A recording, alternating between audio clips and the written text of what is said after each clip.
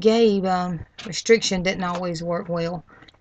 We did get to the point finally, though, when family members would call and ask, please let him off restriction, that we finally told Gabe.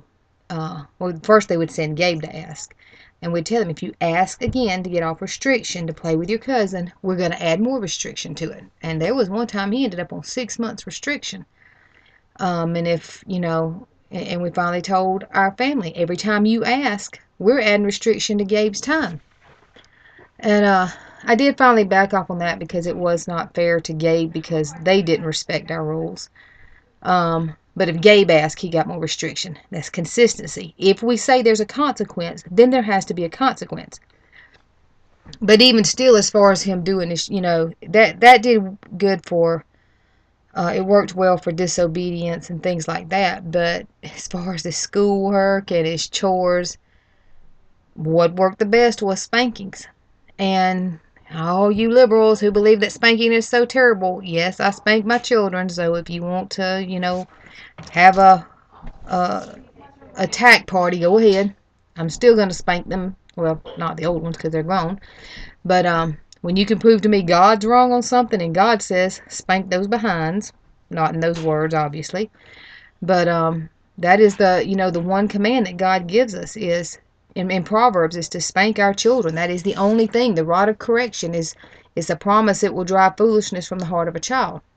Now, obviously, I don't beat them. I'm about creative discipline too. But if spanking is what works, they're going to get a spanking. And Gabe did get some, and that seemed to have been what worked the best with him.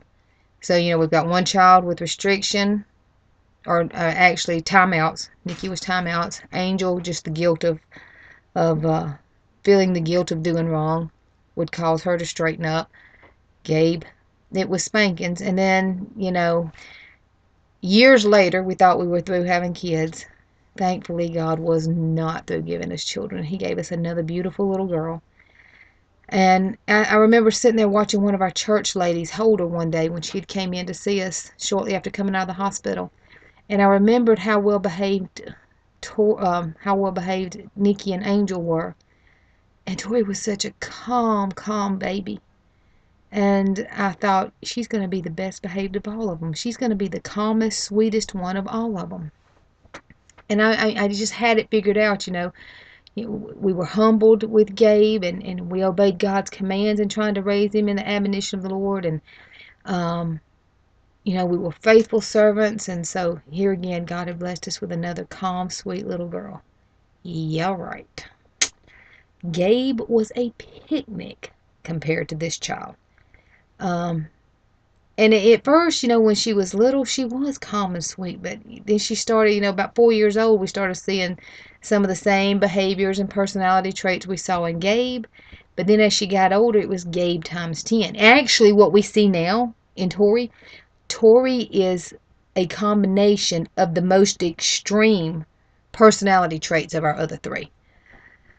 So, she's now 11 years old, and it's taken me 11 years to figure out what works best as far as discipline with her. Why I didn't try this earlier, I don't know, because, it didn't really faze my others, whatever, and that's writing sentences for what she had done wrong.